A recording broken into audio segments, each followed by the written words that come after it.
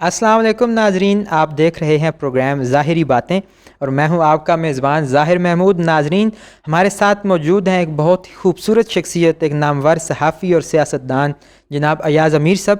ایاز امیر صاحب، آج ہم ان کے گھر میں موجود ہیں اور ان کا گھر بہت ہی خوبصورت اور قدیمی اس کی لک ہے، اور یہاں پر بیٹھ کے ہم بڑا اچھا بھی محسوس کر رہے ہیں اور ان کے ساتھ اچھی اچھی باتیں بھی آپ کو جو ہے وہ سنائیں گے۔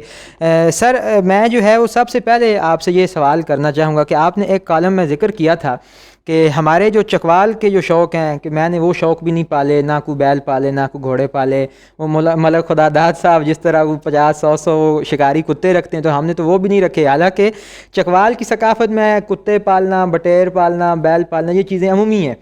تو اب آپ کو دل کرتا ہے کہ یہ شوق پالوں۔ پھر آپ نے بتایا کہ سور کا شکار بڑا مشہور ہے، پھر آپ نے بتایا کہ رشیا میں بھی یہ سور کا شکار کیا جاتا ہے اور یہ انتہائی ایک مطلب تشدد پسندانہ ایک رویہ ہے، اس کو ختم ہونا چاہیے۔ تو اس حوالے سے آپ کیا کہیں گے کہ اس تشدد پسندانہ روایت کو ہم کیسے ختم کر سکتے ہیں اور اس کے کیا اثرات پڑتے ہیں معاشرے پہ؟ دیکھیں، ایک تو یہ ہے کہ یہ جو شوق کا آپ نے ذکر کیا، اس کے لیے پیسہ چاہیے ہوتا ہے، اور پرانے جو طرز جو فیوڈلزم تھا اور جو پرانے زمینداریاں بڑی تھیں تو پھر یہ لوگ کرتے تھے۔ آپ کے پاس وہ چیزیں نہ ہوں، نہیں، آج کل بزنس وغیرہ کے بھی کئی لوگ ہیں جو کرتے ہیں، لیکن اس کے لیے ایسے شوقوں کے لیے پیسہ چاہیے ہوتا ہے۔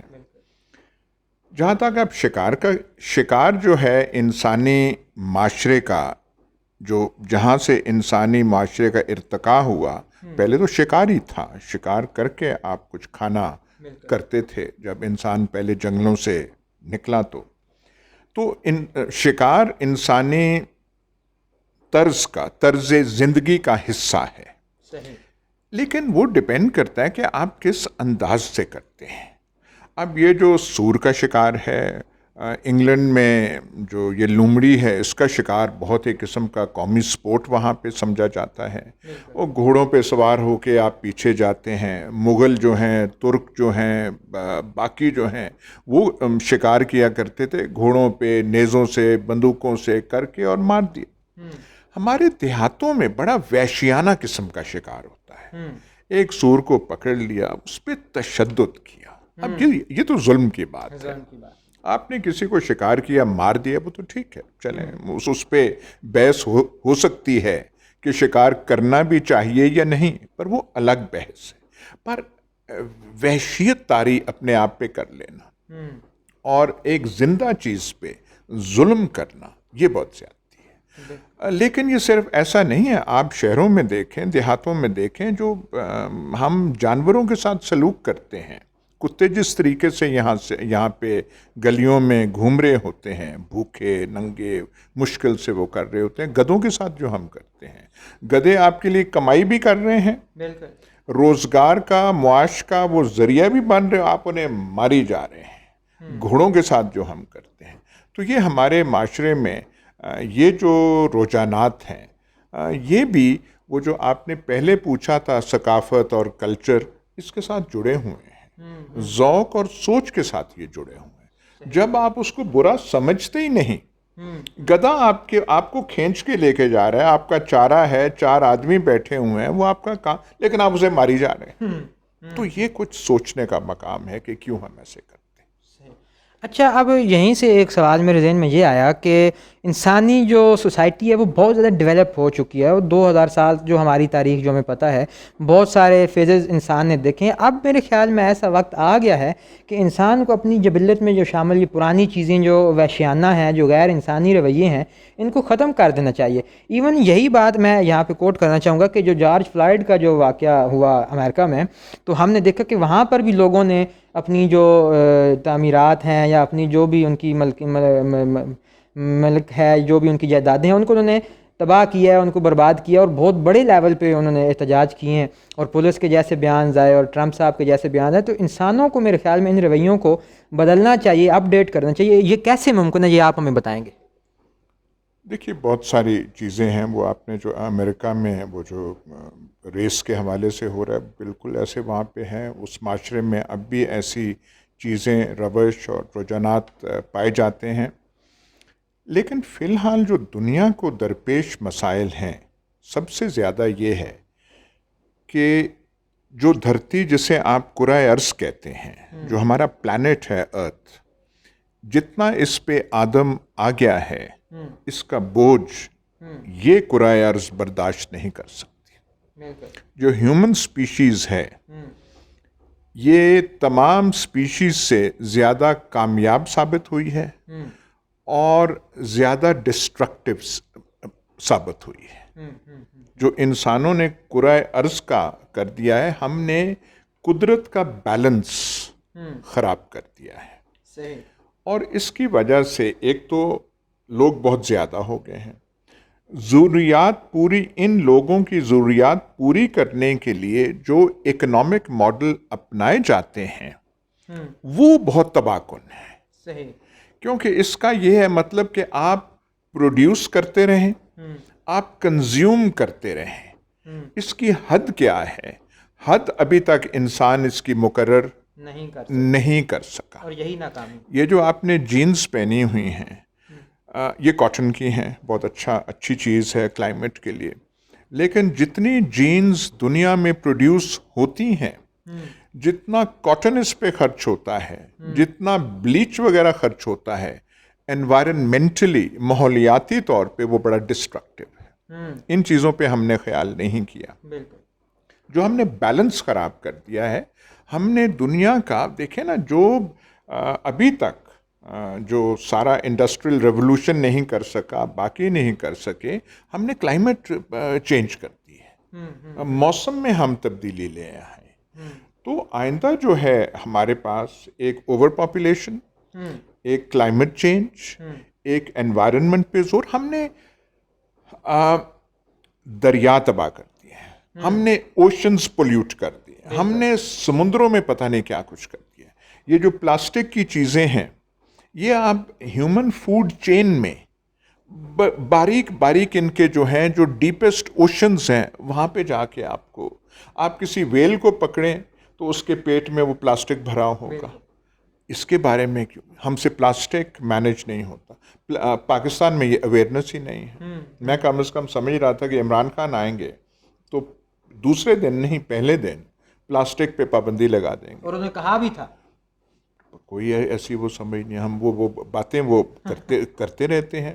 لیکن بحیثیت معاشرہ ہمارے ملک میں ہر تیسری گلی مسجد ایک ہے کھڑی ہوئی ہے. میں نے کسی وہاں پہ نہیں کبھی سنا کہ وہ کلائمیٹ کی بات کرے، گندگی کی بات کرے، پلاسٹک کی بات کرے، کوڑا اٹھا لیا کریں. میں آپ کو اپنے جس گھر کی خوبصورتی کا آپ اتنا بیان کر رہے ہیں، میں آپ کو باہر لے کے جاتا ہوں 20 قدم کے فاصلے پہ، اور آپ کو گندگی کے ڈھیر آپ کو دکھا دیتا ہوں. تو وہ ہم میں اویئرنیس نہیں ہے. انسانوں کو اس بارے میں سوچنا چاہیے کہ ہمیں ایک کرۂ ارض ملا ہے، یہ جو ہے، اور ہمیں نہیں پتا لائف کسی اور پلانٹ پہ ہے یا نہیں ہے. We don't know. تو اس کے ساتھ ہم کیا کر رہے ہیں؟ ہم نے فارسٹ کے ساتھ کیا کیا ہے؟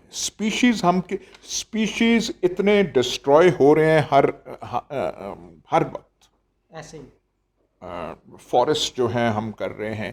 ہماری ایگریکلچر کا جو پریکٹسز ہیں وہ ٹھیک نہیں ہے، کیونکہ ہر جگہ پہ ہل چلانا، ہمارے جو خاص کر کے پاکستانی کسان ہیں وہ سمجھتے ہیں کہ جتنا آپ ہل چلائیں اتنا اچھا ہوتا ہے، کہ جو زمین خالی ہے اس پہ ٹریکٹر چلنا چاہیے، جو کہ ایسی بات نہیں ہے. ایسی جگہ رہنی چاہیے جہاں پہ ہل نہ چلے، انسیکٹس کے لیے، باقی چیزوں کے لیے، کہ آپ ان کی سپیشیز نہیں، انسیکٹس کی وجہ سے زندگی قائم ہے دنیا میں. بالکل ایک سائیکل ہے. جو آپ کو فوڈ کراپس ملتے ہیں، جو آپ کی 4 یا 5 انچ کی ٹاپ سوئل ہے، اس کی وجہ سے ہے. ٹاپ سوئل کون پروڈیوس کرتا ہے؟ یہ چھوٹے چھوٹے کیڑے کرتے ہیں. یہ بات آپ کی واقعی درست ہے. انسیکٹس ہی ریزن ہے، یہ ہماری جو سوائل کی ایک طے ہے اس کی ٹاپ سوائل انسان نہیں بناتا، وہ انسیکٹس بناتے ہیں. بالکل. تو آپ جب ہر چیز کو تباہ کریں گے، ہر کھیت میں آپ نے کیمیکلز ڈالنے ہیں. فرٹیلائزر بھی کیمیکل ہے، لیکن اس کے بعد جو ہم انسیکٹیسائڈز آپ کرتے ہیں، اس کے ساتھ آپ صرف وہ ویڈ کو مار نہیں رہے ہوتے، آپ ہر چیز کو تباہ کر رہے ہوتے. تو ان چیزوں کے بارے میں اویئرنیس زیادہ ہونے کی ضرورت. اچھا، ایک بڑی مطلب اچھی بات جو میں سمجھتا ہوں اور میں آپ کے ساتھ لازمی شیئر کرنا چاہوں گا کہ ہمارے پاکستان کو سب سے زیادہ نقصان اگر کسی چیز نے پہنچایا تو وہ ریلیجن نے پہنچایا ہے. تو اب لیکن اگر دیکھا جائے تو جو لائک وائز جس طرح جماعت اسلامی اسلام کی نمائندہ ایک سیاسی جماعت ہے تو وہ بھی انسانی حقوق کے لیے جدوجہد کی نمائندہ جماعت کہتی ہے اپنے آپ کو. اسی طرح جو لیفٹ کی جو جماعتیں ہیں جو کمیونزم یا لائک وائز سوشلزم یا لائک ایون لیفٹ لبرلزم کی جو باتیں کرتے ہیں ان کا مسئلہ بھی جو ہے وہ انسانی حقوق ہی ہیں. تو آپ کے نزدیک پھر ان دونوں میں فرق کیا ہے؟ دیکھیے، ایک تو بات ہے کہ وہ آدمی بے وقوف ہوتا ہے جو مذہب کو زیر بحث لائے، کیونکہ مذہب میں آپ لاجک یا ریشنلی گفتگو آپ کر نہیں سکتے. مذہب کا تعلق ڈوگما سے ہوتا ہے، بلیف ہوتی ہے. میری بلیف ہے یہ کہ ایسے ہے، سکھوں کی بلیف ایک ہے، تو اس میں آپ بحث کر نہیں سکتے. صحیح. جہاں تک لیفٹ اینڈ رائٹ کا یہاں پہ تعلق ہے، لیفٹ جو ہے کبھی یہاں پہ زیادہ پاورفل پاکستان میں نہیں رہی. پاکستان جو بنا ہی تھا 1947 میں، تو اس کا زیادہ بینٹ، اس کی زیادہ اورینٹیشن کنزرویٹزم کی طرف تھی. لیکن ہم نے بہت ساری چیزیں جو اپنی قدامت پرستی میں کی وہ بغیر سوچے سمجھے ہم نے ایٹیٹیوڈز اڈاپٹ کر لیے. سپوز میں ایک مثال دیتا ہوں، روس کے ساتھ دشمنی. ہمارا روس کے ساتھ کوئی مسئلہ تھا ہی نہیں. پاکستان کا کیا ہو سکتا ہے؟ انگریزوں کا تھا. برٹش امپائر، رشین امپائر، ان کا آپس میں تھا. وہ ساؤتھ ورڈ ایکسپینڈ کر رہے تھے، ان کو انڈین امپائر کا تھا. تو ان کے ایٹیٹیوڈز تھے کہ رشیا ڈینجرس ہے. ہمارا کچھ نہیں تھا، لیکن ہم نے وہ ایٹیٹیوڈ انہیریٹ کیا. 1947 سے لے کے اب تک ہمارے جو ایجنسیز ہیں ان کے لیے اگر کوئی دشمن تھے تو لیفٹ ونگرز تھے، کمیونسٹ تھے، روسی تھے، یہ رشین ایجنٹ ہے، وہ ہے. ہم نے جو شروع میں فیصلے کیے کہ ہم نے جانا ہے ویسٹرن الائنسز میں جانا ہے، وہ بھی سیٹو سینٹو امریکہ کے ساتھ ہے. امریکہ گریٹ پاور ہے، اس کے ساتھ اچھے تعلقات ہونے چاہیے، پر بالکل چھلانگ لگا کے ان کی گود میں چلے جانا، یہ جو ہے ایٹیٹیوڈ، یہ بھی ہم نے بغیر سوچے سمجھے ہم نے وہ کیا تھا. تو لیفٹ یہاں پہ اتنی پاورفل نہیں. لیفٹ کے لوگ بھی جو ہیں، کیونکہ یہاں پہ انڈیجنس سوشلسٹ موومنٹ سٹرونگ نہیں تھی، ہندوستان میں نہیں سٹرونگ تھی. تو جیسے ہم نے ویسٹرن ایٹیٹیوڈز اڈاپٹ کیے، یہاں کے لوگوں نے لیفٹسٹ سلوگنز بھی اڈاپٹ کیے. صحیح. اپنے تجربے کی بنا پہ نہیں، پر وہ سنی سنائی باتوں پہ.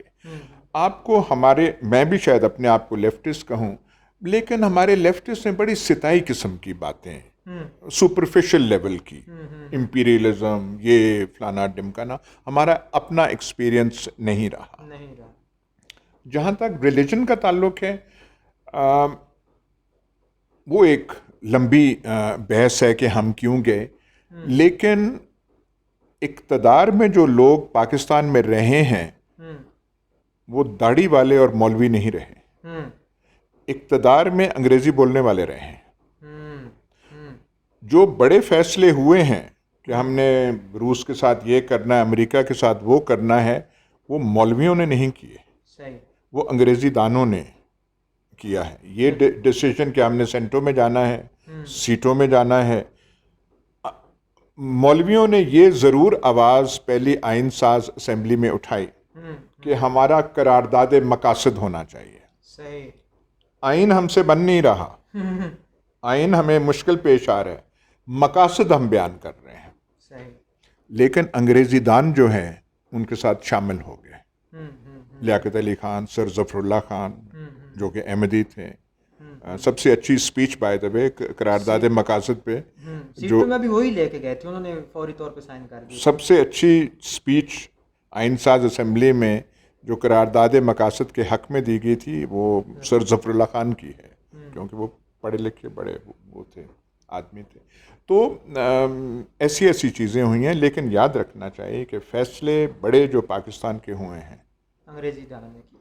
انگریزی دانوں نے کیے ہیں، اور انگریزی دانوں سے بھی جب سیاسی محاذ پہ کچھ ہوتا نہیں تھا تو وہ بھی پھر نعرہ اسلام کا لگا دیتے تھے.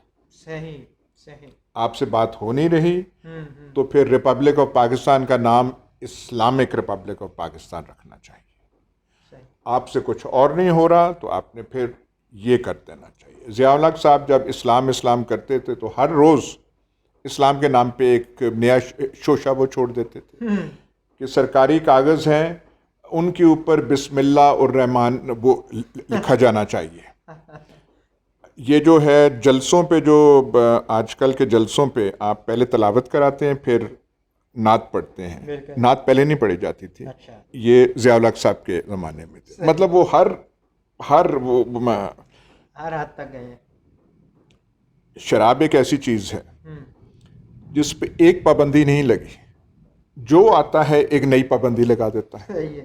تو ہمارے ساتھ المیہ یہ رہا ہے کہ ہم یہ ملک جو ہے خالصتاً کٹر مسلمان ہے. فرقہ بنانا جو تفریقہ وہ اپنی جگہ، لیکن ہم مسلمان ہیں. مسلمان کی بجائے بھی اگر انا پرستانہ کہیں تو زیادہ بہتر ہے. نہیں، ہم مسلمان ہیں. ہمارا ریلیجن یہ ہے 10,000 سال بعد بھی یہ مسلمان مملکت ہی رہے گی. تو یہاں پہ تو اسلام کی بحث ہونی نہیں چاہیے. بالکل. یا تو ہونا کہ کوئی آپ کو کوئی شک ہو. بالکل. یہ جیسے لیٹسٹ وہ اسمبلی میں سینٹ میں بھی اور کون سی اسمبلی تھی، سندھ اسمبلی میں قرارداد پاس ہوئی ہے کہ محمد صلی اللہ علیہ وسلم کا نام آپ لیں گے تو اس کے ساتھ آپ لکھیں گے خاتم النبیین. یہ کسی کو شک ہے کہ وہ خاتم النبیین ہیں یا ان کی خاتم ہونے پہ یا کوئی؟ مجھے تو کوئی شک نہیں ہے. بالکل. لیکن ایسی ہم چیزیں یہاں پاکستان میں کر دیتے ہیں. اب جب آپ مذہب کی بات کرتے ہیں تو مخالفت تو کوئی کر نہیں سکتا. بالکل. اگر آپ کہیں کہ اسلام، تو میں کیا اس پہ مخالفت تو نہیں کروں گا. میں کہوں گی آپ ٹھیک کہہ رہے ہیں. تو آپ کہتے ہیں یہ ہونا چاہیے، میں کہوں گا ٹھیک ہونا چاہیے. پر یہ جو بات ہے کچھ ایسی چیزیں آئے روز یہاں پہ ہمارے کئی مولوی صاحبان ہیں، کیا ہو رہا ہے جی ختم نبوت کانفرنس. بھائی مجھے تو کوئی ختم نبوت تو شک نہیں ہے. آپ کو شک ہے جو آپ اپنے شک دور کر رہے ہیں. جو مسائل ہیں نہیں ان پہ دھیان دیا جائے. احمدیوں کے خلاف آئینی ترمیم 1974 میں پاس ہوئی تھی، لیکن اس سے پہلے بھی احمدی گو معاشرے کا حصہ تھے، پر عام مسلمان مذہبی حوالے سے ان کو اچھی نگاہ سے تو نہیں دیکھتا تھا. ایسے ایک تھا بھائی ٹھیک ہے آپ کا وہ ہے، آپ کہتے ہیں ٹھیک ہے، پر کوئی پسندیدگی کا اظہار تو کوئی نہیں کرتا تھا. بالکل. وہ اپنی مسجدیں، تب وہ اپنی مسجد کہتے تھے، تبلیغ بھی کرتے تھے، لیکن ان کی تبلیغ کا کوئی خاطر خواہ اثر تو نہیں ہوتا تھا. ہمارا جو دیکھیے ریلیجن آپ اڈاپٹ نہیں کرتے. جو سکھ ہے اس نے سوچ سمجھ کے سکھ نہیں بنا، وہ تو سکھ گھرانے میں پیدا ہوا ہے. میں مسلمان ہوں کیونکہ میرا باپ مسلمان تھا. بالکل.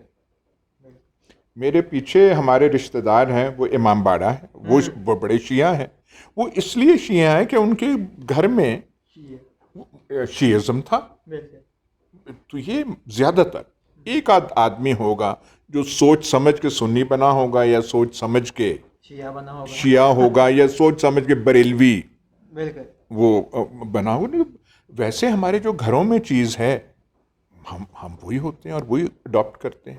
جو کرسچنز ہیں وہ ایسے ہی کرتے ہیں. تو اس میں اتنا لڑائی جھگڑا ہونا نہیں چاہیے. ہم سے دنیاوی مسائل حل نہیں ہوئے، ہمارے دنیاوی مسائل زیادہ پیچیدہ ہوئے ہیں.